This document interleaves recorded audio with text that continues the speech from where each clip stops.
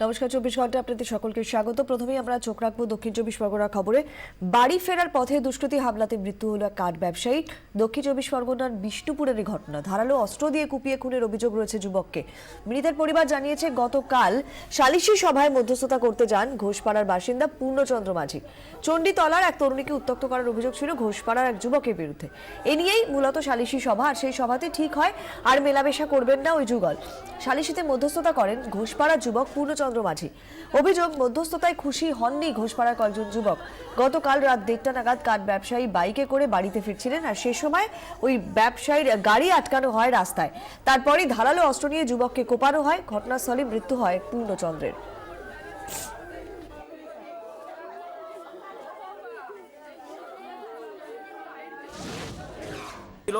কালকে অন্য কিছু নয়, শুধু ওনার একটা কথা ছিল যে আমাদের পাড়ার সামনে এইরকম পাঁচিলের ওপরে তোরা বসে আড্ডা মারিস, এই ব্যাপারগুলো চেক কর। বলতে কারা? মানে যে আজকের নেই সেই বলেছে কালকে।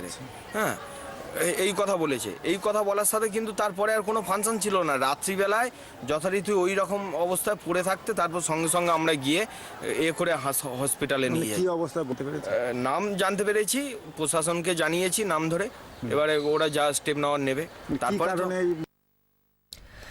আরো বিস্তারিত কথা বলবো। আমাদের সঙ্গে টেলিফোনে রয়েছেন আমাদের প্রতিনিধি অশোক মান্না। অশোক, প্রত্যক্ষদর্শী এলাকাবাসী বলছেন যে তারা নাম জানতে পেরেছেন, কারা কে ঘটনায় রয়েছে।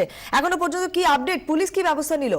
হ্যাঁ, সেক্ষেত্রে বলা যায় কিন্তু এখনো পর্যন্ত এলাকায় যথেষ্ট উত্তেজিত আছে।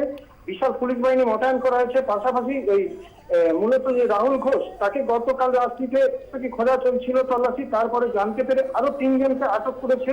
ঠিক আছে, আরো দলের সঙ্গে আরো জানা যাচ্ছে যে দলের সঙ্গে আরো বেশ কয়েকজন ছিল বলে বারবার জানা যাচ্ছে, যার কারণে কিন্তু এখনো আরো 3 জনকে এই মুহূর্তে অভিযোগ হয়ে আটক করা হয়েছে।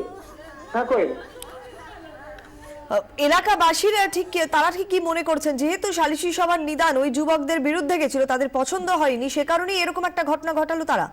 হ্যাঁ, সেক্ষেত্রে কিন্তু একই কথা, এলাকাবাসীদের ক্ষোভে কিন্তু ফেটে পড়ছে যে একটা সুস্থ মীমাংসা। এই পূর্ণচন্দ্র কিন্তু এখানকার মানুষদের একে খুব শ্রদ্ধা করতেন এবং প্রতিটি সালিসি ক্ষেত্রে একে নিয়ে যাওয়া হতো এবং একটা স্থির সিদ্ধান্ত নিয়ে সবাই মিলে মীমাংসা করে একটা মীমাংসায় বারবার আসা হতো। কিন্তু যারা আজকে এই কর্ম করেছে, এর আগেও কিন্তু আরেকটি মীমাংসায় বসেছিলেন, সেক্ষেত্রে কিন্তু এরা মেনে নেয়নি বা এদের বিরুদ্ধে একটা ক্ষোভ ছিল বলে এরা জানাচ্ছে। পাশাপাশি কালকেও কিন্তু এই ঘটনাটাকে এদেরকেও বলে পাশাপাশি এরা মেনে নিতে পারেন, যার কারণে কিন্তু এরা ফোন করেছে বলে অভিযোগ উঠে আসছে। ধন্যবাদ অশোক।